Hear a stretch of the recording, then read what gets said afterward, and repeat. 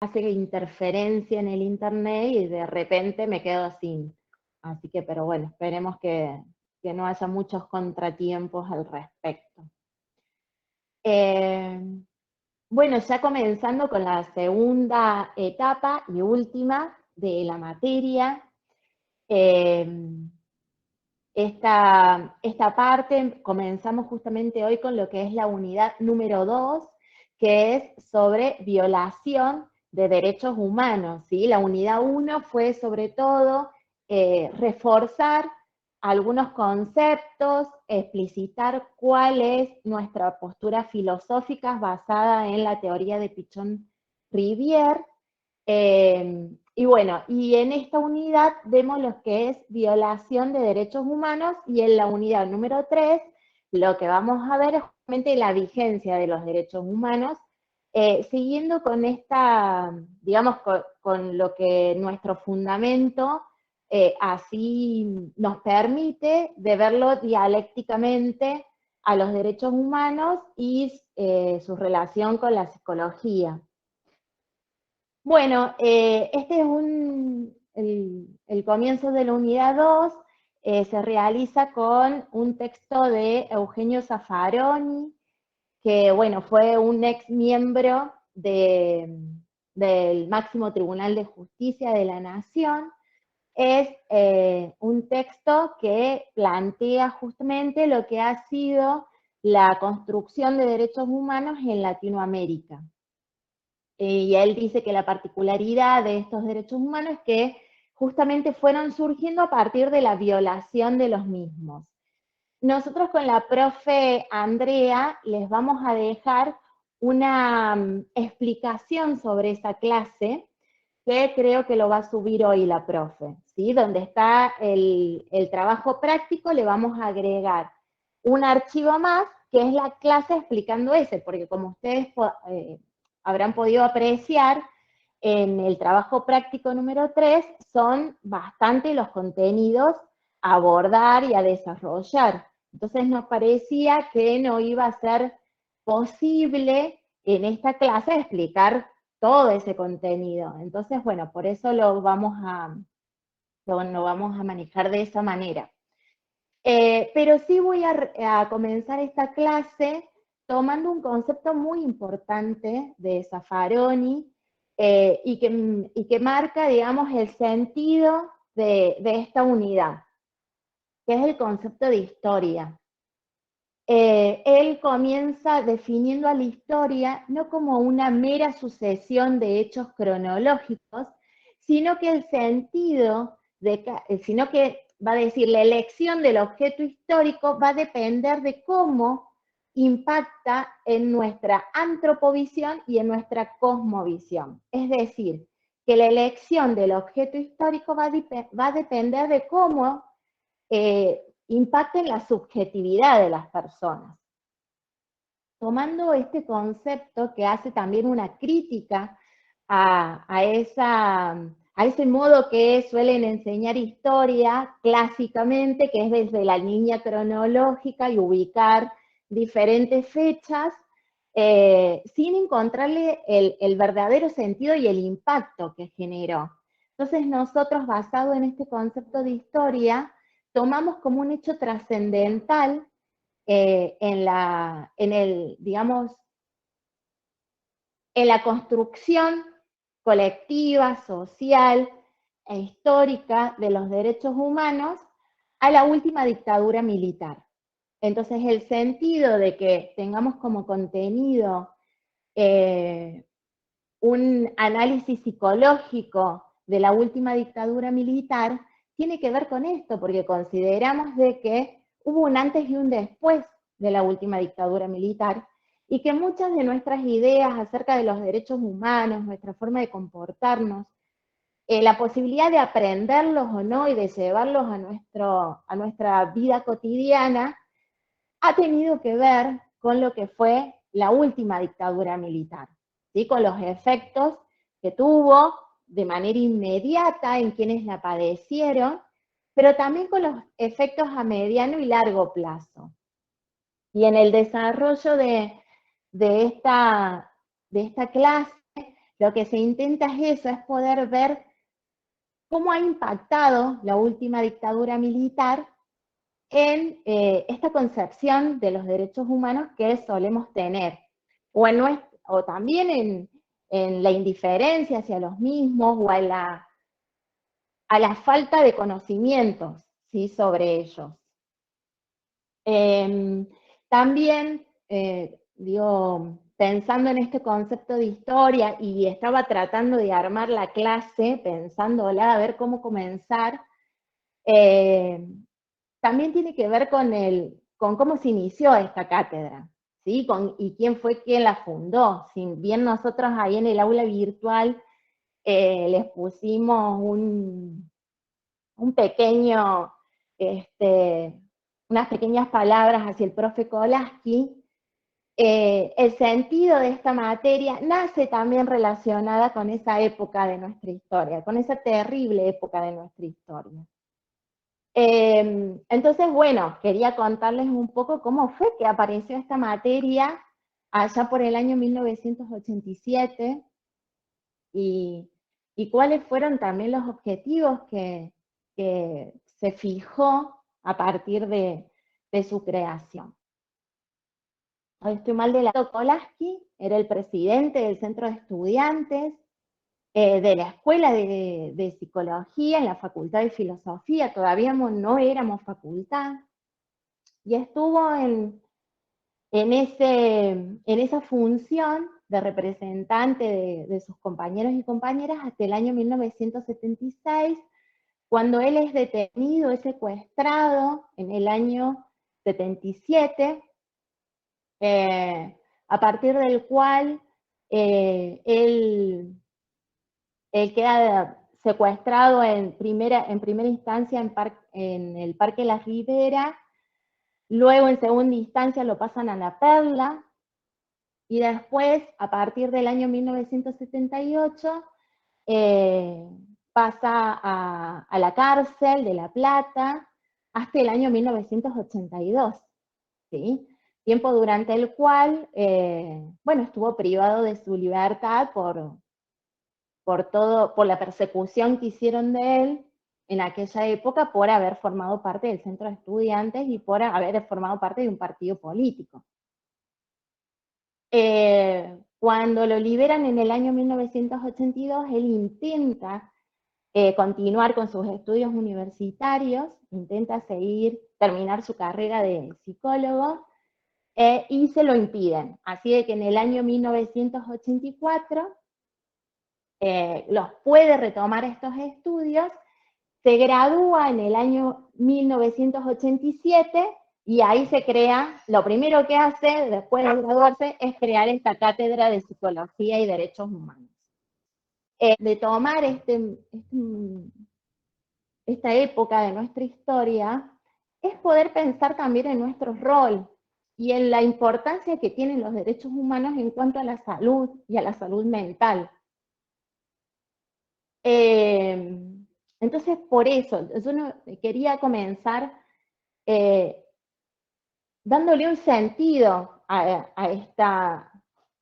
este contenido que brinda la materia, ¿sí? Más allá de la cuestión personal de Alberto, que sí tiene que ver, pero siempre haciendo hincapié en esto, de cómo es necesario poder historizar, cuando pensamos en los derechos humanos, poder pensar cuáles fueron los momentos claves que atraviesan nuestra subjetividad y que delimitan también, en cierta manera, el modo en que nosotros y nosotras tomamos a los derechos humanos, cómo los incorporamos, cómo hacerlos parte de nuestro rol a los derechos humanos, cómo nos deben atravesar en el desarrollo de nuestra tarea como agentes de salud, ¿sí? Allí van a ustedes encontrar que la materia incorporó 3 textos, desde hace muchos años que están. Uno, el primero, que es el de Ana Pampliega de Quiroga, en el que justamente se habla de cómo fue el momento previo de la instalación del terrorismo de Estado. El texto es del año 1985. En esto, como en todas las oportunidades, es muy importante esto de tener presente en qué año fueron escritos, porque también está delimitando la mirada y por qué escribieron lo que escribieron y por qué analizaron lo que analizaron, ¿sí? Entonces, el texto Salud Mental y Derechos Humanos es un texto del año 1985, donde nuestra democracia, estamos en el retorno de nuestra democracia muy nueva, y con todo lo que implicó el retorno, ¿no es cierto? Esperen que estoy también aceptando compañeros y compañeras. El retorno a la democracia. Bueno, comienza el texto donde también están contando que es el texto que escribieron en base a una mesa que se realizó en la primera Facultad de Psicología de Buenos Aires, donde en aquellos años, allá por el 1966, Pichón era columnista de un medio gráfico que se llamaba Primer Plana, y Ana Quiroga era su colaboradora. Y empiezan ellos este trabajo preguntándose acerca de cómo se había dado el golpe que derrocó a Ilía, si no me equivoco, allá por el año 1966. Entonces, para poder ver cómo había sido posible esto, realizaron una encuesta de opinión. Y los resultados arrojaron que una gran cantidad de la muestra tomada daba cuenta de que conocían los rasgos generales del programa que se había implementado para que fuera posible ese golpe. Y que la actitud ante ese golpe oscilaba entre un posicionamiento esperanzador hacia el mismo, o en el otro extremo también una posición bastante pasiva, donde no se cuestionaba esto de que la Argentina estuviera viviendo un nuevo golpe militar. Entonces este estudio dejó ver que se estaba ante los resultados de una acción psicológica, ¿sí? Entonces, ¿qué dejó ver esto? Que se había sembrado el terreno fértil ante una situación social, económica, política desfavorable para la mayoría de la población. Es decir, que a través de una acción psicológica llevada a cabo a nivel social, que habían instrumentado ciertas estrategias, allí mencionan el chiste denigratorio, el rumor, la información, la desinformación, la contrainformación, para llevar a cabo esa estrategia anticipatoria. ¿Qué buscaba o qué es lo que dio cuenta esta estrategia anticipatoria?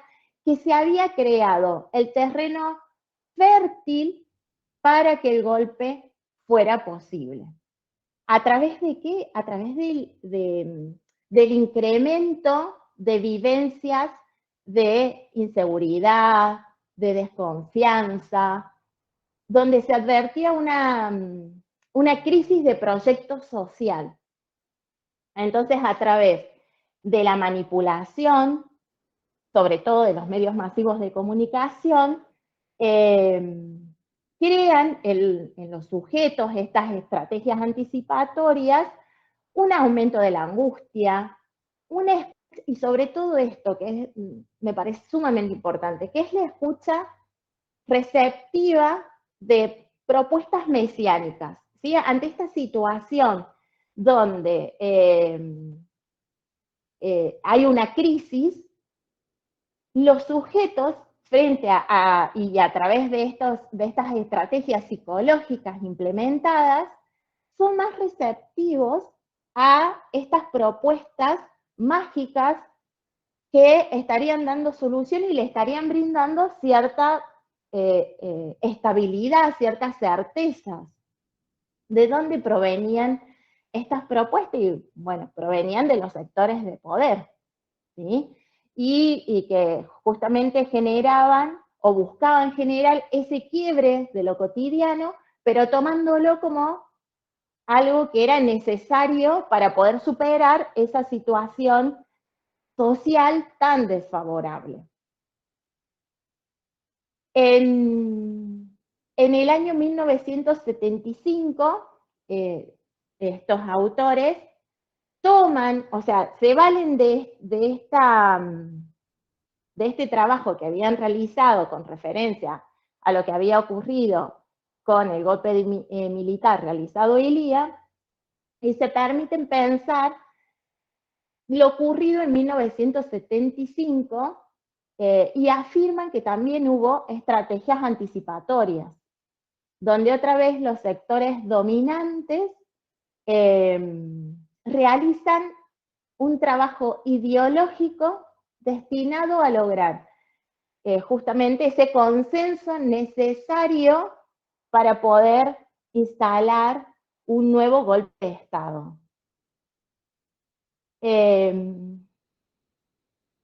¿Qué busca este trabajo ideológico?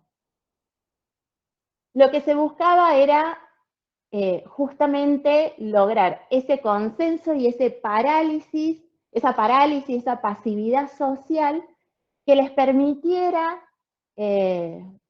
instalarse en el poder para luego, a partir de todo lo que nosotros ya sabemos, que fue el terrorismo de Estado, sembrar justamente el terror y la poca participación casi nula, porque estaba nada más y nada menos que en juego la propia vida de las personas. En este texto, los autores lo que buscan es poder reflexionar sobre esos factores subjetivos que se movilizaron a partir del año, ellos toman a partir del año 1975, pero que ya venían de varias situaciones, como el Cordobazo, el Rosariazo, que daban cuenta de esta crisis social. Y que a partir de estas estrategias anticipatorias se pudo instaurar un régimen autoritario, violador de todos los derechos humanos. Otro punto para rescatar de este texto que me parece que es fundamental es esto de el concepto de salud, ¿sí? Porque el título del texto es Derechos Humanos y Salud, ¿sí? Salud mental y derechos humanos. Entonces, la idea es poder pensar a la salud justamente en ese contexto y en esa situación social, donde nosotros ya sabemos, porque lo hemos visto y ya ustedes lo vienen estudiando de otras materias, de que la salud es la adaptación activa a la realidad, que tiene que ver con esta relación mutuamente modificante con el contexto, que es necesario para ello una reflexión crítica, la asunción de una posición de apropiación de la realidad, con la superación de estas ilusiones respecto de cómo se nos presenta la vida cotidiana, o esa crítica que le hacemos a la vida cotidiana. Entonces, esto nos permite apreciar cómo en los primeros momentos de la instauración del golpe, en los momentos previos, la situación la podríamos definir como de crisis de proyecto social. ¿Qué es esto de crisis del proyecto social? Significa que eso que se estaba viviendo en aquellos momentos ya no daba respuestas digamos, a los que las personas necesitaban, a la situación sumamente desfavorable, entonces necesitaban algo nuevo, ¿sí? Nosotros sabemos que frente a la crisis, eso nuevo es algo incierto, ¿sí? Y que ahí aparecen algunas situaciones psicológicas, de ilusión, también de desorganización, de pérdidas. Entonces el sujeto queda ahí en esa situación de crisis con una cierta desorganización. ¿Qué pasó en estos momentos históricos que estamos abordando? Que la crisis quedó significada como caos, ¿sí? Porque nosotros sabemos que frente a la crisis podemos asumir, y tomando el concepto de salud mental, podemos tomar a la crisis desde dos posicionamientos. Uno, como actor y protagonista de ese movimiento, que significa que tengo posibilidad de participar, de tomar decisiones. Y la otra es como espectador, como sujeto pasivo, en el que hay casi nulas posibilidades de tomar decisiones. Entonces, la crisis es posibilidad de cambio, pero también puede ser una posibilidad de regresión y de rigidización de ciertos mecanismos psicológicos, ¿sí? Entonces, cuando significan desde el poder dominante a la crisis como caos, le están sacando, le están despojando de su sentido de posibilidad de cambio, de transformación, donde la única manera de resolver esa crisis es a través de asumir o de tomar ese discurso, como decíamos, producto o emanado por el poder dominante, que viene a dar respuestas mesiánicas frente a lo que se estaba viviendo. ¿Sí? Entonces se pone en ese lugar, van a decir en el texto, en ese lugar de ideal, ¿sí? Donde ese discurso, como se pone en ese lugar de ideal, no da lugar ni a las dudas, sino que es un mensaje omnipotente, ¿sí? Y lo que hace ese discurso es entonces tender a que la mayoría o gran parte de la población se haya ubicado en ese lugar de espectador, no de protagonista. Y así es como se da lugar, digamos, frente a este discurso del poder a lo que fue la última dictadura militar, ¿sí? Hasta ahora ahí dice, sí, crea un falso nosotros, exactamente. Porque les da a través del discurso se da cierta contención, le da a ver, como que prometen una solución a la situación, pero que en realidad es afín al poder dominante. Entonces, por eso es un falso nosotros. Se va comprendiendo hasta ahora de por qué este texto de estrategias anticipatorias, ¿sí? Está el texto dando cuenta entonces de cómo fue posible que se diera el golpe de Estado en el año 1976. Y bueno, para pasar, digamos, a los otros textos, que es de inducciones, quería leerles brevemente unas palabras de Alberto Colaski, de un libro que me compartió tanto a la profe Martínez como a mí, un compañero de estudios de ustedes, que se llama Alejo Gómez Jacobo, y este año muy amablemente nos regaló este libro que se titula La Perla, Historias y testimonios de un campo de concentración. Y allí están unas palabras de Alberto, porque en este libro se toman testimonios de todas aquellas personas que pasaron por la Perla. Entonces, para que podamos pensar las inducciones con todo lo que implican, había pensado en buscar algún videíto de Alberto o alguna otra clase, pero bueno, acá está textual las palabras de Alberto y que en varias clases las dijo. Entonces, bueno, quería compartirles esto para dar inicio a lo que es los textos de inducciones.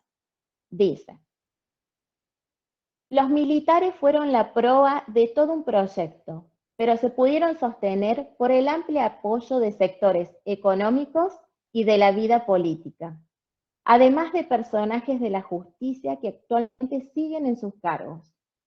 También la Iglesia, sectores sindicales, sectores del espectáculo y sectores del deporte apoyaron el proyecto militar.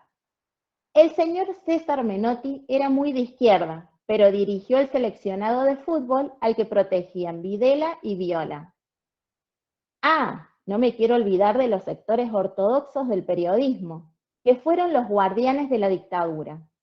Y resulta que ahora tengo que tragarme que Mariano Grondona diga en su programa que está preocupado por la desaparición de Julio López. ¡Qué hijo de puta! Si era socio de Bernardo Neustadt y trabajaban juntos desde la época del proceso. El resto de la población vivió una situación de mucho traumatismo social que tenía que ver con los miedos que se fueron implementando a partir de medidas muy concretas. Bueno, esto es para introducir a lo que fue la dictadura militar, ¿sí? Y esto, para identificar también cuando decimos sectores del poder, ¿a quiénes nos referimos cuando decimos sectores del poder? Y quiénes avalaron a esta última dictadura y también le hicieron posible. Por eso tomé esas frases de Alberto y de cómo ese periodismo también siguió en la democracia con, a ver, también con los intereses creados, ¿sí? Lejanos de lo que es la vigencia de los derechos humanos. Bueno, ustedes van a ver que les hemos brindado dos textos que se llaman Efectos psicológicos de la represión política, que son de Gordon y Edelman. Uno es del año 1983 y el otro es del año 1986.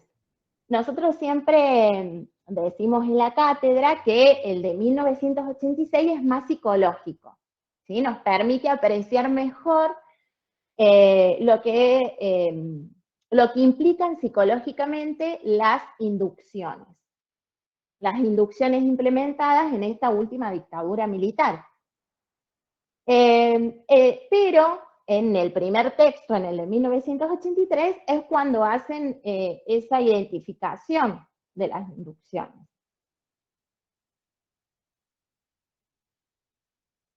Hay que decir también quiénes son Gordon y Edelman. Gordon y Edelman fueron parte del equipo de profesionales de salud que atendieron a madres de Plaza de Mayo, que acompañaron a las madres de Plaza de Mayo. Entonces tienen escritos muy interesantes sobre el trabajo que llevaron a cabo.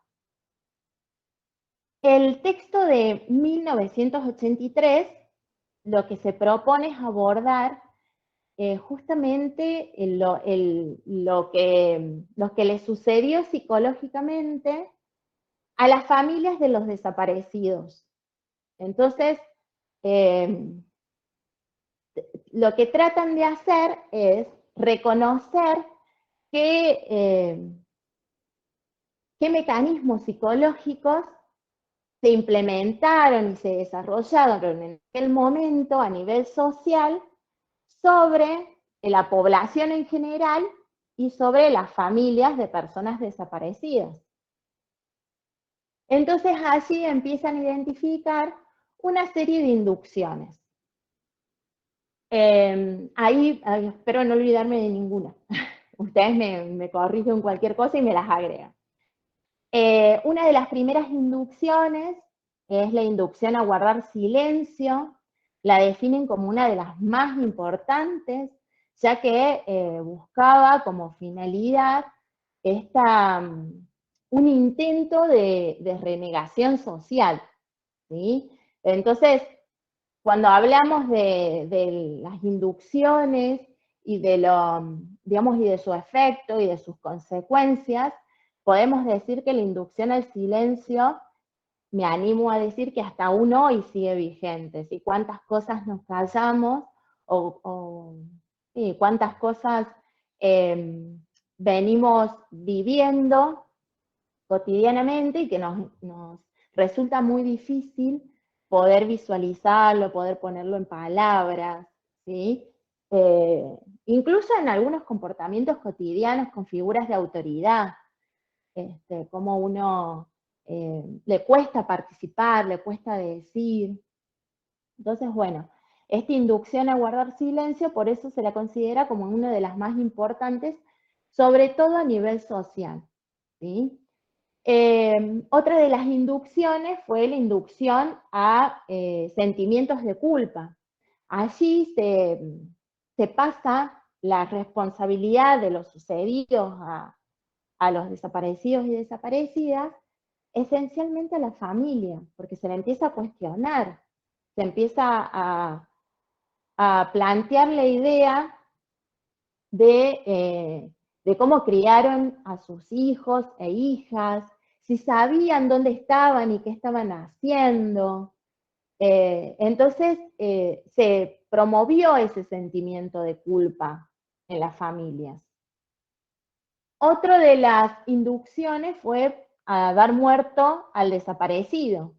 Allí se hace una modificación del Código Civil donde se pone la posibilidad de que a través de una ley de presunción de fallecimiento, familiares de desaparecidos y desaparecidas puedan hacer ese trámite, además para poder tomar posesión de los bienes, también de algunas cuestiones administrativas que era necesario poder hacer con todo el dolor que implicaba para estas familias esta cuestión de dar por muerto al desaparecido o desaparecida sin estar seguros de ello. Miren qué psicotizante la situación.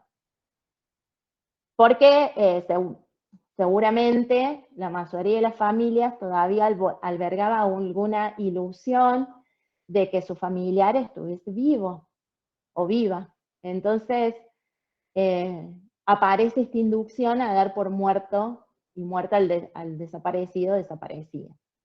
Otra de las inducciones fue a considerar la disidencia política como una falta de adaptación social. Es decir, que toda disidencia que se manifestaba en la época, principalmente las madres de Plaza de Mayo, eran catalogadas como locas. De hecho, en aquella época las llamaban las locas de la plaza. Entonces, para todos aquellos que no adherían a esa renegación social instaurada a partir de guardar silencio, eran catalogadas como locas, ¿sí? Entonces, eran llevados al plano de la enfermedad mental. Otra de las inducciones fue la inducción a través de la cual la sola desaparición de una persona era prueba de su culpabilidad. Entonces allí se instala, y piénsenlo en el presente, en esto de, y en algo andaba, ¿sí? En algo andaría. Dando, digamos, dando un motivo a través del cual esa persona era pasible de desaparecer, ¿sí? Y si desapareció por algo sería. Otra de las inducciones que también fueron muy fuertes fue la inducción al olvido, cuyo claro objetivo fue justamente la inducción al olvido. Lo que hace es borrar la posibilidad de que haya justicia. Entonces, bueno, hubo frases como hay que conciliar el pasado, tenemos que mirar hacia el futuro, como estamos mirando mucho al pasado, no podemos vivir el presente ni hacer proyectos en el futuro. No, cuando nosotros sabemos que justamente cuando no hay espacio para la elaboración del trauma, porque sin lugar a dudas cuando hablamos de terrorismo de Estado estamos hablando de una situación traumática, no hay posibilidad de justicia, ¿sí? Cuando se instala esto de la necesidad de olvidar. Y cómo esto, otra vez, daña a todo el tejido social, no solo a aquellos que estuvieron impactados por algún hecho concreto implementado por la última dictadura militar. Otra de las inducciones fue a la dilución de responsabilidades. ¿Qué pasó? ¿Qué se promovía a través, ya voy a decir bien qué son las inducciones también, qué se promovía? Era esto, de que no sabemos quiénes eran los culpables, ¿sí? Sino que se instalaba la idea de que todos somos culpables. Entonces, cuando ante graves hechos o ante una situación donde es necesario identificar quiénes son, y cuando se dice que son todos, nadie es, ¿sí? Cuando somos todos culpables, nadie es culpable, porque es imposible que la justicia actúe cuando somos todos, ¿sí? Dicho esto, en referencia a lo que son las inducciones, ustedes van a ver que para poder comprender bien el concepto de inducciones es necesario tomar los aportes de los dos textos, ¿sí? ¿Cómo definen a las inducciones? Las definen como enunciados identificatorios y operacionales emitidos por la última dictadura militar a través del control casi absoluto de los medios masivos de comunicación. Este concepto es muy importante, ¿sí? Y es muy preciso también, y siempre hacemos mucho hincapié en que ustedes puedan comprender cada uno de los elementos de este concepto, ¿sí? Cuando decimos enunciados identificatorios y operacionales sugeridos en la última dictadura militar, ¿sí? Porque también tenemos que contextualizar. Nosotros ahí, por ejemplo, en el trabajo práctico le estamos pidiendo que se animen a hipotetizar acerca de inducciones que podrían reconocer en la actualidad. Pero claramente el texto y el concepto está haciendo hincapié en ese momento histórico y por ese grupo de poder, ¿sí? Pero bueno, también hay otro texto de Cordon y Edelman, que justamente, que no está más en la cátedra, pero estaba hace muchos años atrás, que hablan acerca de los efectos intergeneracionales de la última dictadura militar, y como, digamos, como uno de los efectos justamente esto, de que muchas de esas inducciones siguieron actuando, aún en democracia. Dice Agostina Belén, ¿en qué cambia entre la consigna 8 y... Acá las tengo las consignas, pero es que ya las busco. Creo que las tengo. ¿Sí? Ahí le explico bien. En la consigna número 8, es esto. Tienen que tomar, de esas 7 inducciones que yo brevemente les expliqué y que están mencionadas en el texto y están mejor explicadas, tienen que tomar 3 que a ustedes les parece que aún no siguen vigentes. Si no encuentran 3, tomen las que ustedes consideren. Si encuentran 2 o 1 o les parece que ninguna, también lo pueden plantear, pero fundamentando, ¿sí? Y en la número 9 es animarse a reconocer nuevas inducciones, diferentes a las que están mencionadas en el apunte, ¿sí? Entonces, en la 8 es tomar alguna de esas inducciones mencionadas por quienes escriben estos textos y que a ustedes les parece que podrían estar vigentes en la actualidad. Si así lo consideran, si les parece que no, lo fundamentan bien y está todo bien, ¿sí? Y en la número 9 es reconocer nuevas inducciones que sería que ustedes tienen que elaborar. Y a través del planteo de ejemplos, ¿sí? De dónde salen esas inducciones que ustedes están considerando. Obviamente que es todo hipotético. Porque, porque bueno, sin lugar a dudas, estamos atravesados por un montón de otras inducciones emanadas desde los poderes dominantes y que algunas seguramente podemos llegar a reconocer. Ah, buenísimo.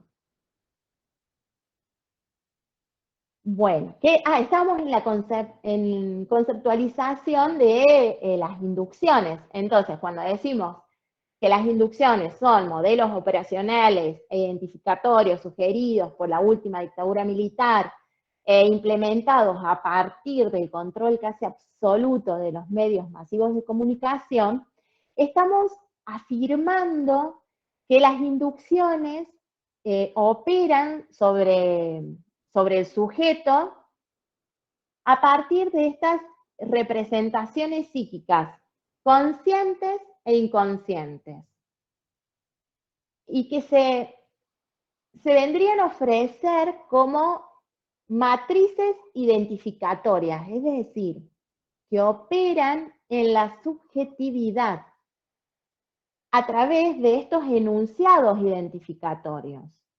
Entonces, esos enunciados identificatorios sabemos nosotros ya que juegan un papel fundamental en la constitución del sujeto y que generalmente provienen de nuestro medio parental, ¿sí? De las figuras parentales más importantes.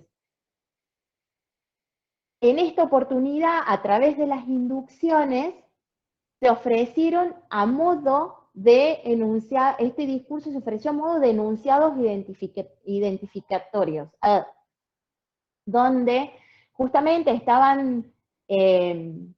estaban, estaban buscando que las personas lo tomen a estos enunciados para justamente acatar lo que en ese momento el poder dominante le permitía seguir estando en el lugar en que estaba. Entonces, los enunciados identificatorios lo que generaron en aquel momento fueron nuevas identificaciones, pero secundarias, ¿sí? Porque lo que promovieron fue nuevas ideas planteadas como necesarias, como lo que tenían que ser, y que además estaban instauradas y promovidas en todo el tejido social. Entonces, a través de las inducciones se promovieron en aquella época nuevas identificaciones secundarias.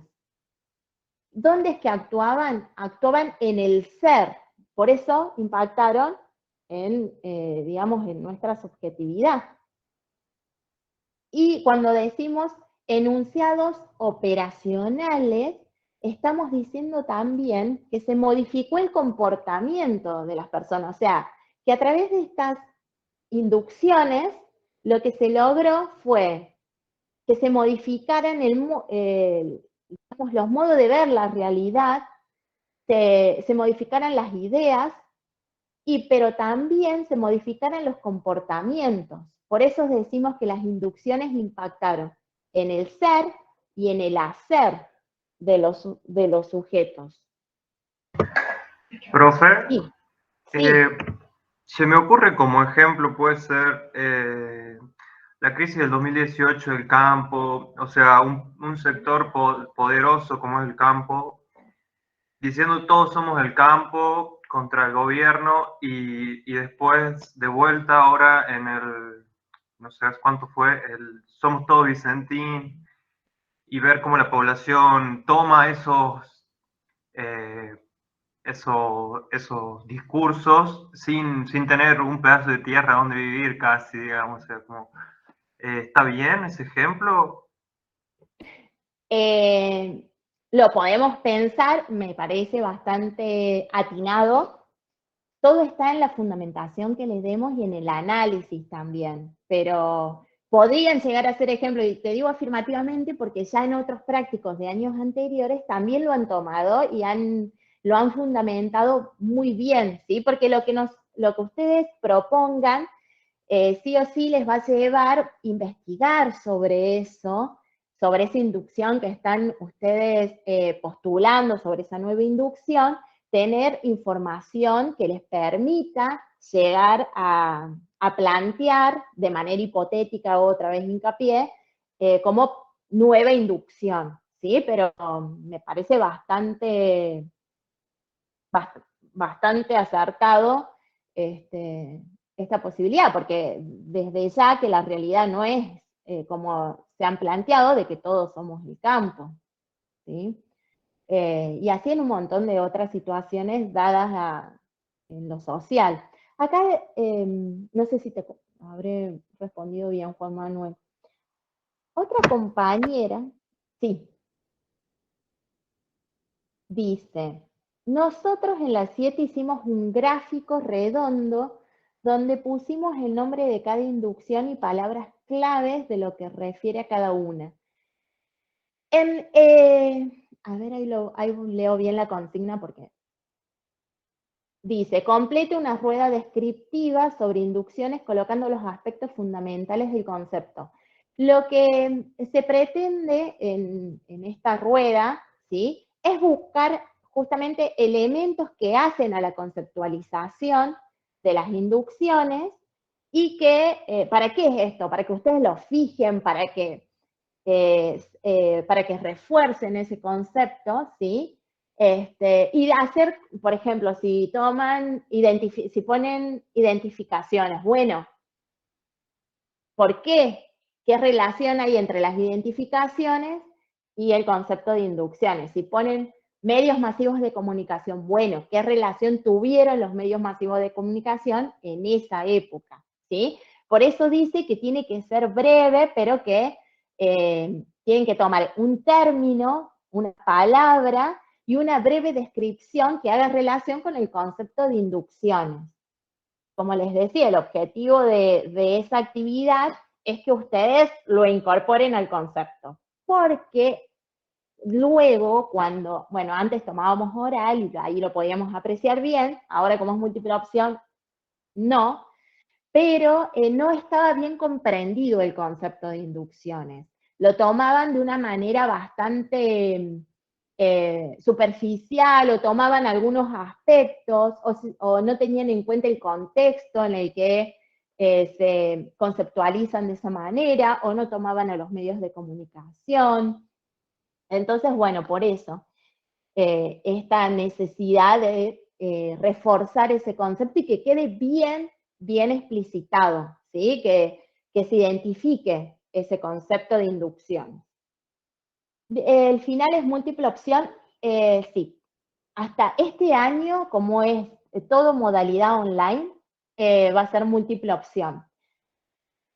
Aprovecho para decirles que la múltiple opción, como es múltiple opción, hay algunas preguntas que requieren, digamos, o que plantean una articulación teórico-práctica, pero son las menos, porque en un múltiple opción no hay mucha posibilidad de tomarse tanto tiempo para elaborar, para pensar algunas situaciones más complejas. Entonces, en sí el examen es bastante teórico, debo decir, y lo aclaro desde ya, que el examen es teórico. Igual ustedes tuvieron como prueba piloto, digamos, el parcial, el primer parcial. Bueno, el examen final es así. En general, apunta más a precisión conceptual, pero porque es múltiple opción también y la modalidad no nos da mucha flexibilidad para hacer otro tipo de consignas que se varían más tiempo.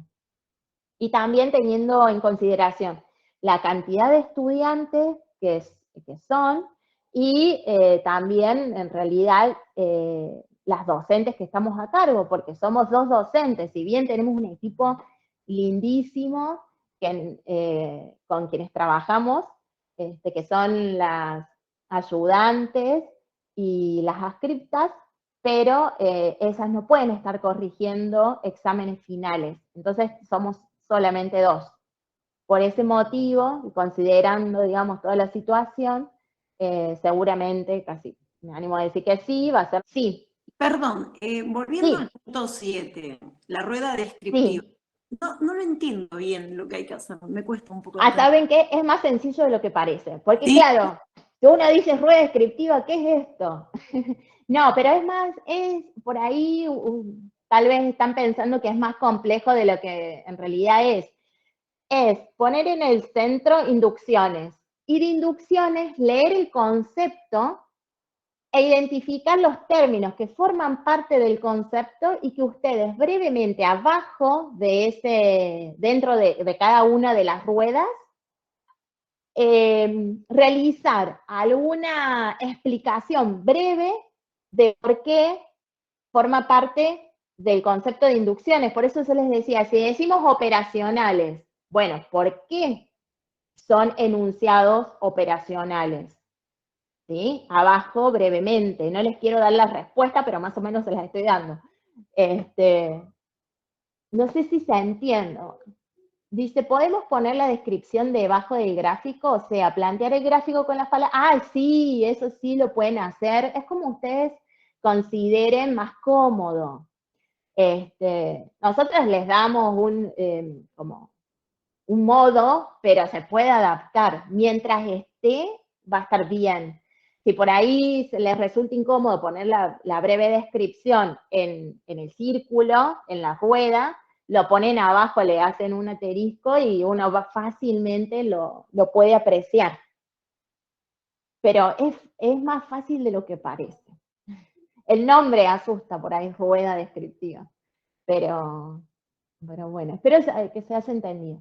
Si no, otra cosa, si bien esta es la videollamada de consulta, recuerden que nos pueden seguir haciendo las preguntas que ustedes consideren a través de los otros medios que contamos, ¿sí? Y si hace falta hacer más videollamadas, las vamos a hacer. Todo lo que sea necesario para que los contenidos queden explicitados y que también tengan un sentido, porque si uno no los explica o no explicita el por qué, me parece algo caprichoso o algo subjetivo de cada uno, que están, pero bueno. Quería terminar ya con esto del texto, de la segunda parte del texto del año 1986, con un concepto de Pierre Lanier, que es el concepto de alienación, que es otro de los conceptos que nos permite pensar qué pasó a nivel poblacional durante la última dictadura militar. Entonces ese concepto nos permite apreciar que también hubo en aquella época alienación. ¿Cómo se dio la alienación? A partir de que hay un discurso dominante desde externo a las personas, a los sujetos, pero que el sujeto lo toma como propio y se convierte en su portavoz. Y no hay lugar a cuestionamientos a eso ni a tener conciencia de que no le pertenece al sujeto, sino que responde a un poder dominante. Entonces le atribuye a ese discurso un valor de certeza, ¿sí? Por eso es ese discurso alienante. ¿Y qué busca esto? ¿Qué busca la alienación? De que la realidad sea considerada como ese poder lo está imponiendo, como ese poder la está mostrando, ¿sí? Por eso hasta hoy vamos a encontrar personas que niegan la última dictadura militar, que siguen sosteniendo la teoría de los dos demonios, que no le dan la importancia que realmente tuvo la última dictadura militar, sobre todo los efectos que generó, como venimos viendo, a nivel social y a nivel psicológico, ¿sí? Porque eso es lo importante y esa es la idea de la cátedra de tomar esta época, es que nosotros podamos ver psicológicamente qué pasó y cuáles son también los efectos. Entonces, después en el teórico vamos a poder ver como uno de los efectos de la última dictadura militar, la impunidad. Entonces, cómo a partir, muchos autores hacen hincapié en esto, cómo a partir de esta última dictadura militar, en Argentina se instauró la impunidad, ¿sí? Con todos los efectos psicosociales. Ahí tienen un texto de Lina Aguiar, que con la profe vamos a grabar una clase explicando ese texto, y cómo esta autora, tomando justamente lo sucedido en la última dictadura militar, define a la impunidad como un trauma acumulativo. Y ahí hace una serie de desarrollos que no se los voy a explicar ahora porque corresponden al teórico, reconociendo los efectos psicosociales. Cuando vean los efectos psicosociales de la impunidad, traten de buscar ejemplos en la actualidad y pensarse también en un montón de situaciones y las posturas que tomamos frente a esas situaciones, y cómo muchas veces reproducimos ciertos discursos, pero que son discursos encubridores, ¿sí? Cuando hablamos de la alienación, estamos hablando de eso. Por eso es tan importante volver a esos primeros textos que vimos en la materia, el de crítica a la vida cotidiana, y pensar otra vez en la necesidad de apropiarse de la realidad, correr el velo a lo que se presenta como dado, empezar a ver cómo funciona esto de la familiaridad crítica, cómo tenemos que romper con estas naturalizaciones de lo social, con negar los procesos históricos, con generalizar cuestiones particulares, porque eso justamente, ustedes, la idea es que vayan haciendo esta relación también con el proceso salud y enfermedad, y que lo puedan pensar dialécticamente a este proceso. Además, que hace a nuestro rol.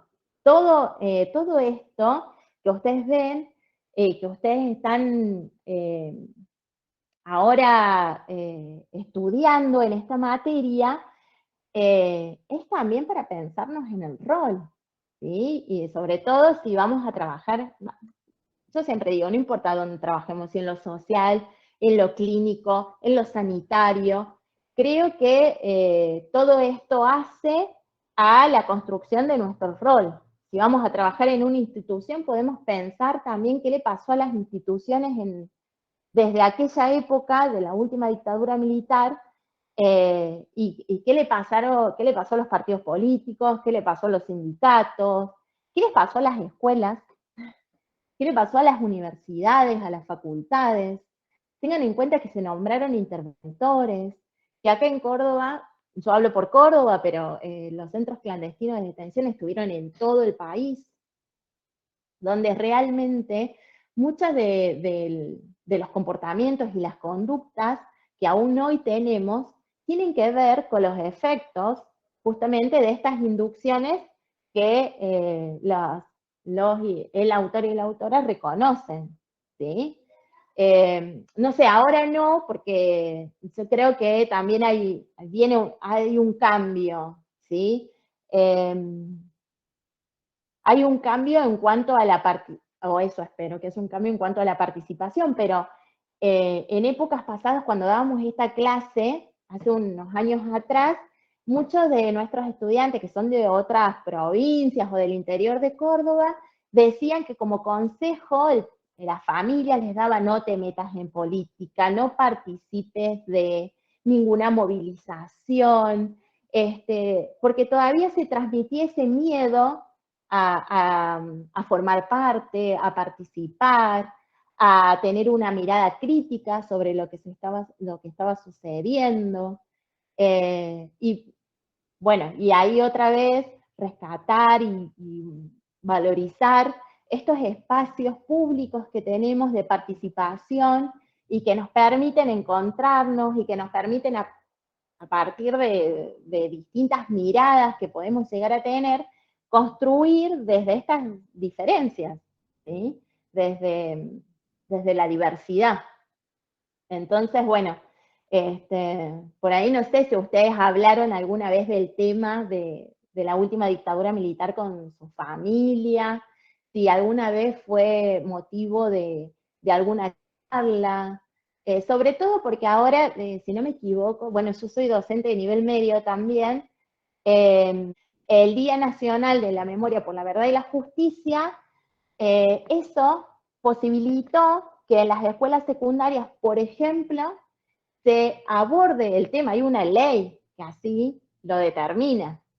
Cuando yo fui a la secundaria, no, que bueno, fue justamente allá por los 90, no se hablaba de lo ocurrido en la última dictadura militar. A mí se me abrió la cabeza y empecé a poder apreciar un montón de cuestiones cuando ingresé a la facultad. Pero antes era como, no sabía, o lo había escuchado de oído, o lejanamente, pero no de manera profunda. Hay una manito levantada. Sí, soy yo. Era porque, Sí, claro. bueno, como siempre pasa con las leyes, de que es real, mi mamá también es docente, es vicedirectora de una escuela, pero sigue habiendo escuelas, sobre todo por ahí las más conservadoras, o por ahí suele haber como una cierta relación con la iglesia, no quiero ser prejuiciosa, pero suele, o sea, en los que yo he conocido casi siempre son escuelas católicas que a pesar de que hay una ley, tienen como una política de hablar lo menos posible del tema de la última dictadura militar, o hacen un acto pero muy chiquitito como para cumplir con la ley, desde un lugar que deja lugar a, ¿no?, a esta idea de la teoría de los dos demonios y todo eso, como sin realmente tener una posición en términos de derechos humanos. Y a mí me parece personalmente muy peligroso porque, bueno, con el grupo cuando hablábamos de los textos veíamos que, por más que son de 1985, por ejemplo, el de Ana Quiroga, tiene mucha actualidad. Y decíamos, si ella estaba escribiendo como el contexto posibilitador de algo tan terrible como lo que sucedió en esa época, y vemos tantas coincidencias ahora, como hacia dónde estamos yendo, ¿no? ¿Qué está posibilitando este contexto? ¿Qué puede llegar a posibilitar? Y por eso valoraba mucho, bueno, esto de decir que se hable en las escuelas, que se hable en las familias, no sé, al menos las marchas que pueden movilizar algo, aunque ahora no se puede ir a hacer marchas y todo ese tipo de cosas, pero... Sí, por eso lo traje también a colación, porque como dice en un texto que lo van a ver en la unidad número 3, el Alberto, justamente él en ese texto dice esto, de que es necesario sacar de los anaqueles de las bibliotecas a los derechos humanos y llevarlos a la práctica. Y si tomamos a las leyes también, nuestro país adhiere a todos los tratados internacionales, tiene leyes que son muy avanzadas, como por ejemplo nuestra ley de salud mental, pero lo difícil que resulta el poder implementar esas leyes. Ahora estaba viendo que la ley que declara el 24 de marzo como Día Nacional de la Memoria por la Verdad y la Justicia es del año 2002. Y es verdad que aún hoy hay, por ejemplo, ahora es la semana pasada, en los medios de comunicación de Buenos Aires, expusieron un caso de un director negacionista de la última dictadura militar. Cosa que parece, como muchas de las cosas que nos pasan, que a esta altura de los años y de todo lo que ha sucedido, que todavía se siga sosteniendo ese tipo de discursos y lo alarmante que es de que formen parte de un sistema educativo. Igual la teoría de los 2 demonios, igual ha sucedido con funcionarios públicos, altos funcionarios públicos, que negaban hasta la cantidad de desaparecidos, ¿sí? Desaparecidas. O sea, tan alarmante como eso. Y digo, hablando de esto también, lo mismo ocurre con la ley de la 26.150, que es la de educación sexual integral, que es del año 2010, y es una lucha realmente poder dar educación sexual en las escuelas medias. Hay mucha resistencia todavía. Hablar de violencia de género también. Entonces, ¿para qué les cuento todo esto? Para que también vayan orientándose para dónde pueden ir las inducciones y si siguen vigentes o no. Porque digamos, el poder dominante, yo creo que sigue actuando y sigue con sus intereses, incluso los que estuvieron en aquella época. Y cómo ha costado tanto que se vuelvan, por ejemplo, ahora a retomar los juicios por delitos de lesa humanidad acá en Argentina, cuando tenían un ritmo bastante avanzado hace un par de años atrás. Con la profe Martínez tuvimos la oportunidad de acompañarlo al profe Colaski a declarar cuando fue el juicio por la mega causa La Perla. Fue toda una movilización. Lo acompañamos a hacer su declaración y contar lo que ha pasado cuando estuvo allí secuestrado. Así que, bueno, que todo esto, que parece de hace muchos años atrás, aún sigue vigente, porque justamente esto, no hubo espacios de elaboración, porque estamos atravesados por muchas de estas inducciones y por otras nuevas, y que como agentes como profesionales de la salud mental, tenemos que tenerlos presentes, porque esto está atravesando a los grupos humanos, a la sociedad, como les decía, a las instituciones. Ese es el objetivo de poder tomar como contenido de la materia a la última dictadura militar, porque entendemos que hubo un antes y un después, y que muchos de sus efectos hoy son obstáculos para el trabajo social. Que aparte la connotación que se le dio a lo grupal, no por nada lo prohibieron, y que incluso esto repercutió en las terapias individuales y desaparecieron las terapias grupales. Ustedes tienen un texto de Psicólogos Sociales para qué, donde también allí se da cuenta de cómo la última dictadura militar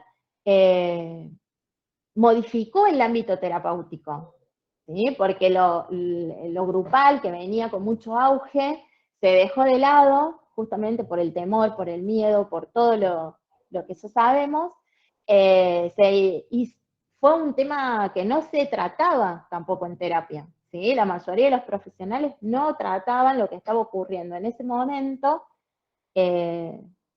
por temor, obviamente, ¿sí? No, estaba en riesgo la vida de las personas. Bueno, y también invitarlos e invitarlas, cuando tengan oportunidad y ya esta pandemia nos permita, que vayan a los centros clandestinos de detención. Acá en Córdoba tenemos el más grande del interior del país, que es La Perla, y cómo también esto de la importancia de la memoria activa, de cómo se transformaron estos lugares no sé, que reflejan la historia más terrible de nuestro país en sitios de la memoria, con lo que implica esto de sitios de la memoria, a nivel salud, ¿sí? cómo de pasar de ser esos lugares donde se violaron los derechos humanos de la manera más atroz, pensando en esto de la salud mental, y que Alberto en la unidad 3 también lo llama salud social, se pueden hoy apreciar como sitios de la memoria. Bueno, como les decía, tenemos La Perla, tenemos Parque La Ribera, el D2 en el centro, hay charlas, ¿sí? Que